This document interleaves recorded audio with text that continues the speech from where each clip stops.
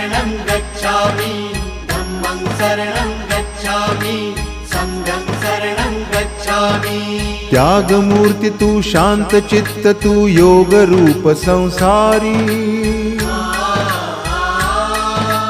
दया प्रेम अन मानवतेचे प्रतीक तुझी ईश्वरी